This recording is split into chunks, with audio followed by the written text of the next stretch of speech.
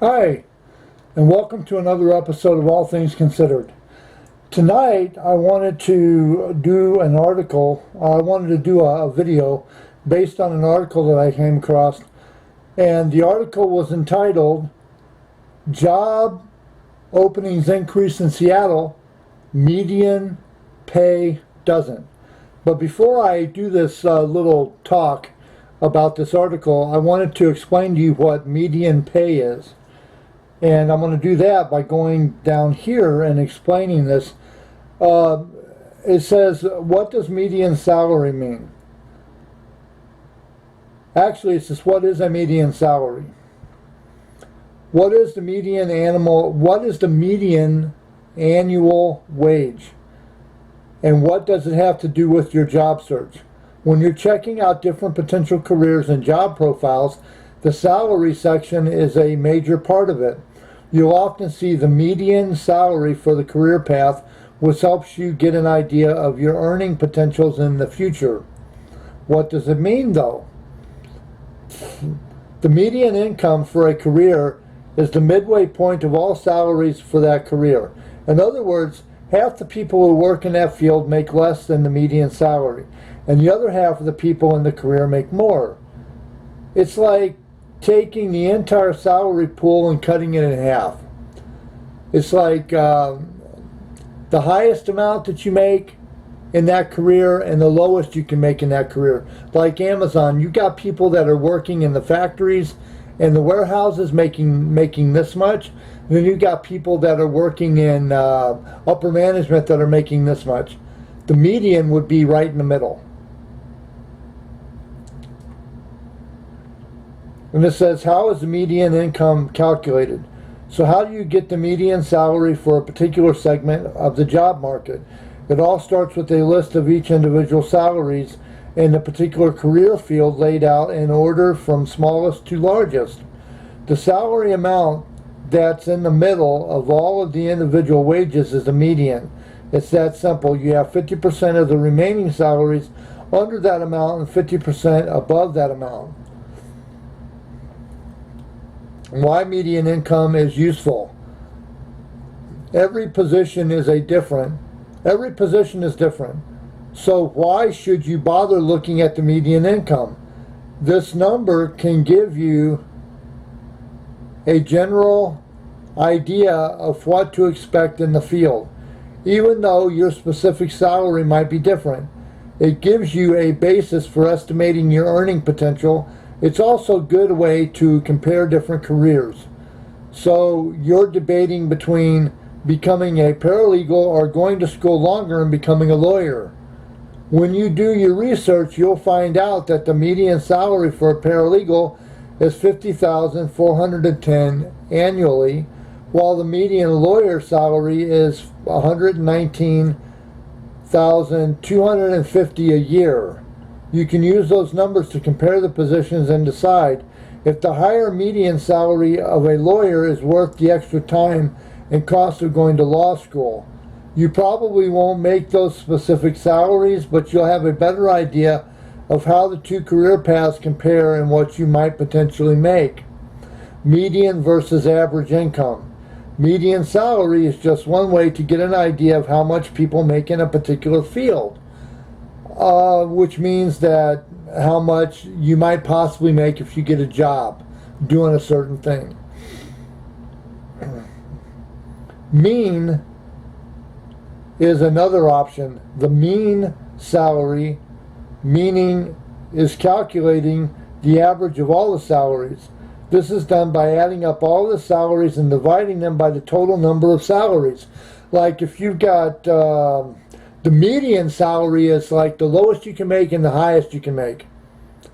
The mean salary, M-E-A-N, the mean salary means that you've got, say, 25,000 people that work in your job, in your company. So, you figure out what the average people are making, like factory workers, warehouse workers for Amazon, may be making $15 an hour. Say you've got 25,000 Amazon workers that are making $15 an hour. then you would add all that up, and that would be your mean salary. This, and then dividing them by the total number of salaries. You take up, this is done by adding up all the salaries and dividing them by the total number of salaries. So you take the $15 an hour times 25,000, then you take and divide that by 25,000. That gives you the mean or the average of the amounts.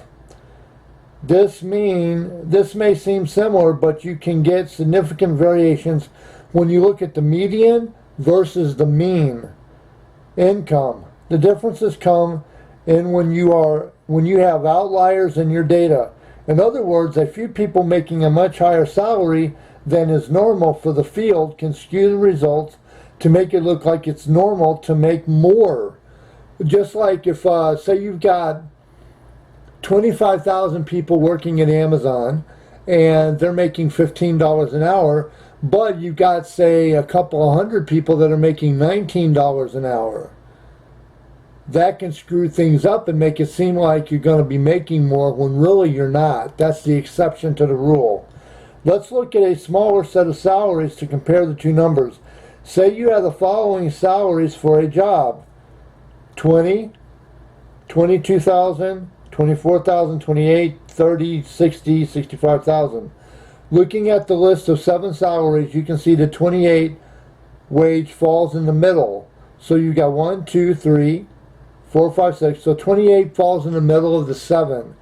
So that would be the median salary for this career. If you added all 7 salaries, you get a total of 246,000. Divide that number by 7, which is the total number of salaries, and you get a mean of $35,571. That's almost $8,000 higher than the median salary of $28,000. It may seem like much more, but it can give an inaccurate view of how much most people make in the field. You're looking at a larger set of numbers of industry where there are a few people who are paid extremely well. It can give an even more inaccurate view of the typical salary. The same thing can happen with a few extremely low paid outliers, which would result in a lower mean salary. Using the median approach eliminates the skewing that can happen due to the extreme salaries in the data. Now, most people use the median. They don't do the mean. Some companies do, but for the most part, it's the median salary. Now, I explained that to you because I wanted to talk to you about Seattle, and I wanted to talk to you about how job openings increase in Seattle, median pay doesn't. You get a major increase in jobs, but the pay isn't equaling out. It's not making any sense. And the reason I said that was because while the median wage for a Seattle worker slumped a little in July, the number of job openings saw another bump, something mirrored across the nation, according to a new job report from Glassdoor. Median pay for the Emerald City dropped down to $63,034 a year for July of 2019, a $168 increase from June, or decrease, $168 decrease from June. But it's not all bad news, as it was a 2.2 growth over July 2018, a higher year-over-year increase than the normal national median, which rose 1.9 to 53,602 since last year. Job openings grew faster in Seattle than the rest of the nation as well. A repeat of June's job report. The number of openings from last month also increased by 3,505. The increase was felt relatively even across the city's industries, as the top performers from June were the same in July. Healthcare still reigning supreme for openings. The year-over-year growth for job openings in Seattle was 7.1. more than 4.6% national growth. It also beat out cities like New York, San Francisco, Los Angeles, but Atlanta, Philadelphia, and Boston all had higher growth. Boston had a year-over-year increase of 10.6% for a total of 152,376 job openings. However, Seattle struck back with its median wage. Only New York and San Francisco, out of Glassdoor's highlighted cities, beat it with $63,991 and $72,878 median pays, respectively. Now, when we talk about these job openings, now, that's the problem. You have a lot of people from other cities outside of the state of Washington that hear about Seattle's job growth. So they think they can go to Seattle and get a job there.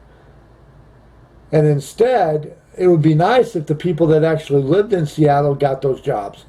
But when you see a job opening and you apply for it and you get a job working in Seattle, that means that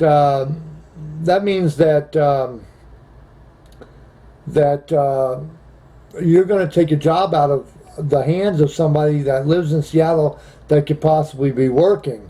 And they're in the Seattle freeze, because there's a lot of Seattleites that actually have lived in the city for a very, very long time, have family that's lived there for a very, very long time, that make it a point to not like people that come from outside the state and come to find a job there.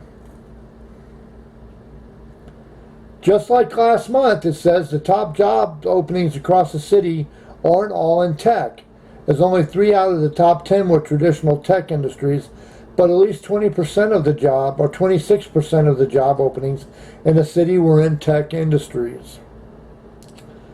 So, when you get a job in Seattle, and you're not from Seattle, there's going to be an awful lot of people that are from Seattle that are going to be a little pissed at you. They're not going to like you.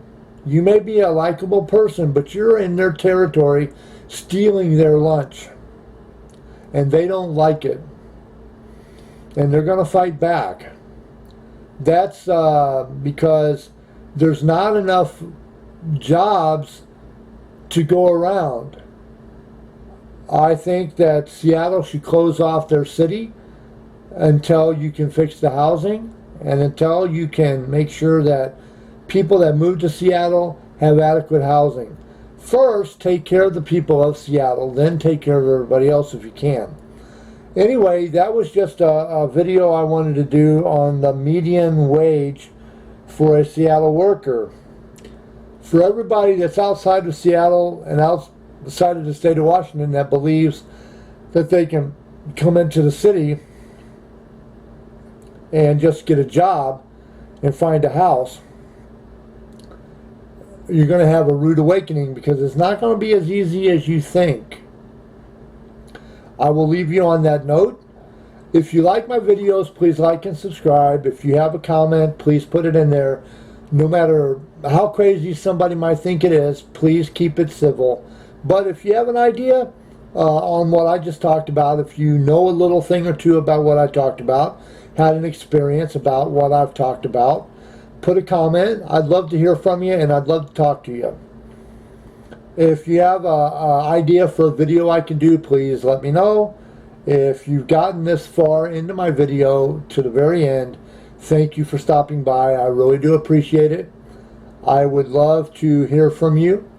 Again, put a like and subscribe. Do a like and subscribe to my videos. This is an us presentation. You and I make this thing work. It's not just me. I can't do it without you. This has been All Things Considered. Have a good night, Seattle, and all points beyond.